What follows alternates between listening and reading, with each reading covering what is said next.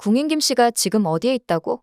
옷을 직접 바느질하느라 밤새 상침해 있다니 궁인 김씨도 고생이 이만저만이 아니구나? 원정왕후는 원성이 잘못된 옷을 다시 수선해서 올리기 위하여 밤새 상침해서 잠도 못 잔다는 이야기를 듣고 마음이 그다지 편하지 않았습니다.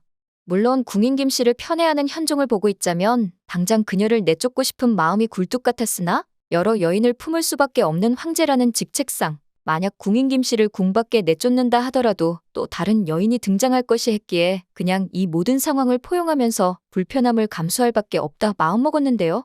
하지만 다른 후궁들에게는 쉬이 마음을 주지 않던 현종이 유독 궁인 김씨만은 남다르게 생각하는 게 원정왕후는 특히 짜증이 날 뿐이었어요. 게다가 아이를 사산할 만큼 고생했던 몽진길에서 두 사람의 인연이 피어났단 사실을 생각해보면 궁인 김씨가 너무 얄미울 수밖에 없었고 원정왕후가 잠깐 친정에 가 있을 시간 동안 궁인 김씨와 인연을 만든 현종에게도 배신감이 들 수밖에 없었습니다. 지금 돌이켜보면 차라리 그때 친정에 가지 말고 끝까지 현종의 곁을 따랐어야 하나 후회가 남았고 정말 다시는 떠올리기도 싫은 몽진길이었는데요. 그렇게 상념에 빠져있는 원정왕후에게 직속 상궁이 다가와서 말을 하길 시간이 조금 많이 늦긴 했지만 자꾸 궁인 김씨가 마음에 걸리신다면 그냥 한번 직접 만나보러 가시렵니까? 원정왕후는 약간 망설이면서 말하길 내가 가면 더 불편해하지 않겠소? 막상 만나서 무슨 말을 더 할 게 있겠소? 그러자 후궁은 궁인 김씨의 아버지 김은부가 무사히 돌아왔다고 하니 그 일에 대하여 함께 기뻐해 주시고 격려해 주시면 황후마마의 큰 마음에 감복받아 궁인 김씨도 황후마마를 우러러 볼 것이며 황제 폐하 또한 이 소식을 듣고 감동하실 것이옵니다.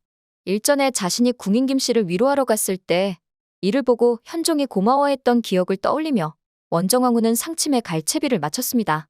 하지만 원정왕후가 상침 쪽으로 오는 것을 본 궁인들은 민망해서 어쩔 줄 몰라 했어요. 에헴, 헛기침을 하면서 당황해했고 원정왕후에게 상침에 현종이 있단 사실을 미리 알려야 하나마나 순간적으로 고민했죠. 황후마마, 늦은 시간 어인 행차십니까? 지금 여기에 궁인 김씨가 있는 게 맞소? 내 그녀가 늦게까지 일한다는 소식을 듣고 격려도 하고 잠시 이야기도 나눌까 해서 왔소.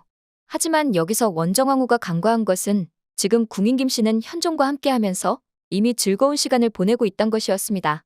사실 현종에게 궁인 김씨 원성은 꽤 신비롭고 매력적인 여인이었어요.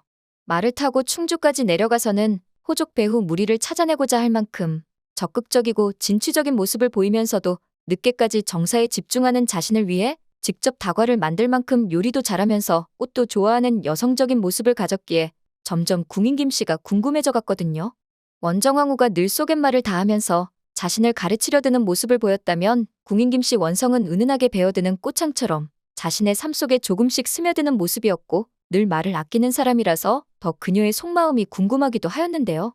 따라서 늘 그녀와 함께하고 싶었지만 그럴수록 원정왕후와 원화왕후의 질투 때문에 원성의 입지가 곤란해질 것을 간파하였고 그녀의 침소에 들기보다는 상침해 가는 게 원정왕후의 눈을 피하는 방법이라 생각해 온갖 상소문들을 바리바리 싸들고는 매일 밤 상침으로 향하고 있었습니다.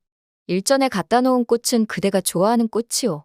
제가 좋아하기도 하지만 그보다는 폐하께서 숙면을 취하시기 바라는 마음으로 화병에 꽂아둔 꽃이랍니다. 이미 절에서 생활하면서 원성이 가져온 꽃을 매우 잘 알고 있던 현종 입장에서는 그 꽃의 불면증을 없애는 효능 따위는 없다는 것을 파악하고 있었기 때문에 난생 처음 듣는 원성의 말이 의아했어요. 뭐라고요? 그 꽃이 그런 효능이 있다고요? 근거가 있는 얘기 맞소? 그러자 원성은 해맑은 얼굴이 되어 당연합지요. 제가 직접 경험한 것이라니까요. 요상하게도 그 꽃만 꽂아두기만 하면 밤새 꿀잠을 자더란 말입니다. 하아, 매우 순진하시구려. 그 꽃에는 그런 효능이 없다오.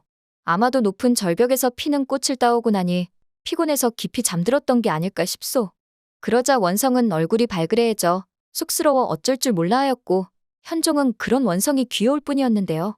당차기도 하고 여성스럽기도 하더니 이렇게 순진한 모습까지 갖고 있어서 원정왕후와는 180도 다른 원성의 매력에 현종은 그만 푹 빠져버리고 말았습니다.